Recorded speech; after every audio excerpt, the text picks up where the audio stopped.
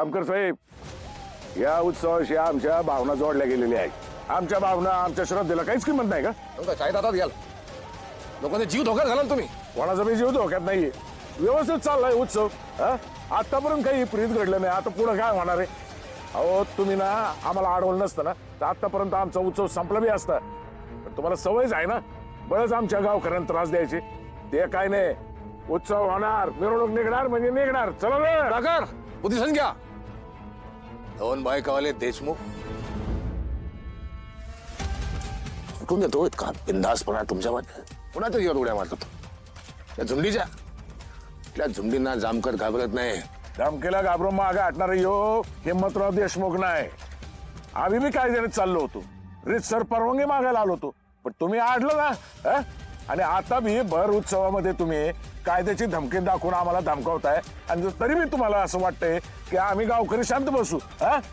नाही, ए चला रे, वाजवा रे, मिरवणूक होणार. एक पाऊल जरी पुढे टाकलं लाठीचार्ज सुरू. ए काय करायचं ते करू द्या ना. हे बघा, दोन बायकावाले देशमुख, माझ्यातली माणुसकी जिवंत आहे म्हणून मी तुमच्यावर कुठलीही कार्यवाही करत नाही. मला माणुसकी सोडून तुमच्यावर कारवाई करायला भाग पाडू नका.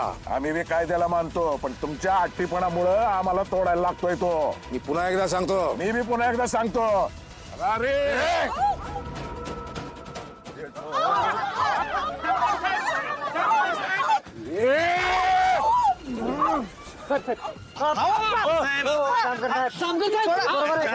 वरतीवर हात टाकू नका, मोठी किंमत मोजावी लागेल तुम्हाला.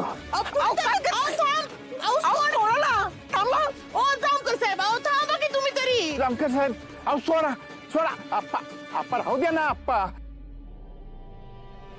वरतीवर हात टाकायचा नाही. साधी सुधी वर्दी नाही, पोलिसाची वर्दी आहे.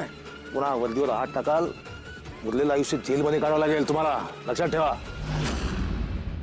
अहो पण जामकर साहेब, आपण सगळे एकाच गावातले आहोत. वर्दीला गाव नसतो, नियम असतात, कायदे असतात. तुम्हाला वाटलं मुद्दाम करतोय मी दुश्मन आहे गावाचा, लहर आली म्हणून करतोय मी? गावात मुर्दे पडतायत, माणसं मरतायत, त्यांना उत्सव करायचा आहे. गर्दीचा फायदा घेतात गुन्हेगार, आणखीन मुर्दे पडू शकतात म्हणून थांबवतोय मी. सगळं गुन्हेगार पकडायचं मोठं चॅलेंज आहे आमच्या सोबत. आम्हाला मदत करायचं सोडून यांना उत्सव करायचा. दैत्याला सगळे आलेच, निखाऱ्यावरून चालायचं यांना.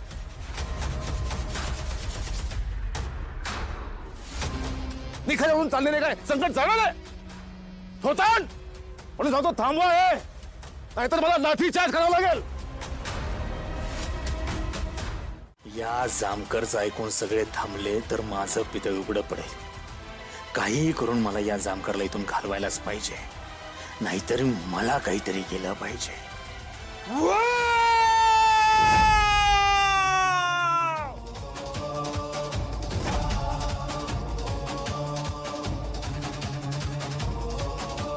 दैत्य नरके आड ओरडले, म्हणजे नाराज झाले.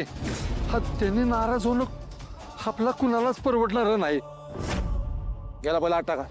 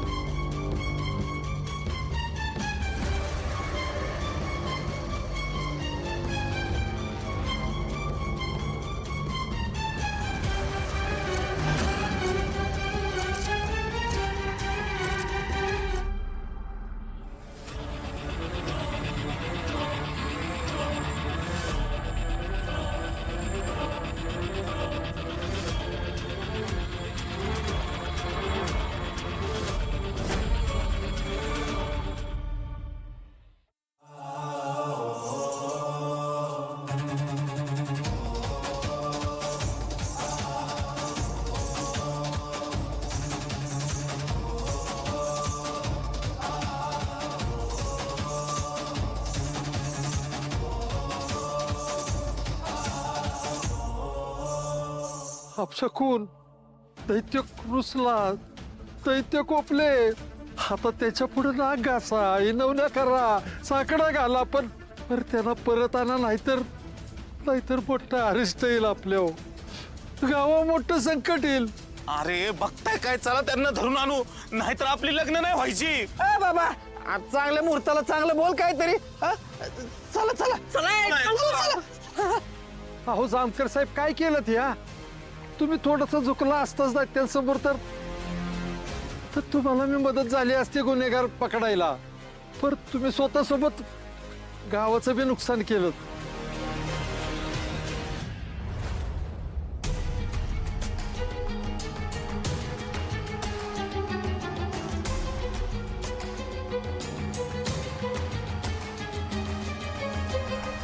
सुधाकर, इथं जितके लोक आहेत सगळ्यांवर कारवाई करा.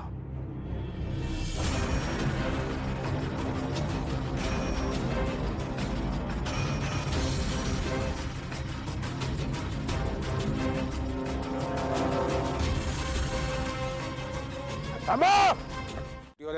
खबरदार जर हल्लास येत ना तर पोलीस आहेस. अप्पा बस बस, याड लागले का काय सगळ्यांना? हा, तुम्ही काय करताय कळतंय का तुम्हाला? जामकर साहेब आपल्या फायद्याचं सांगतात, कळत नाही का तुम्हाला?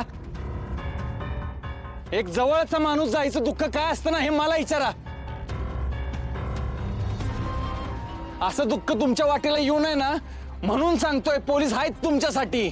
अरे बाबांनो, पोलीस तुमचे मित्र आहेत, शत्रू नाही. आप्पा, मला माझी ड्युटी करू देत. मी आता तुमचा पोरगा नाही, पोलीस आहे. या उत्सवाला परवानगी नव्हतीच, तरी सुद्धा हा उत्सव साजरा झाला, मिरवणूक काढली. आता ही मिरवणूक इथेच बरखास्त झाली असं मी जाहीर करतो. पुन्हा जर कुणी असा उत्सव करायचा प्रयत्न केला तर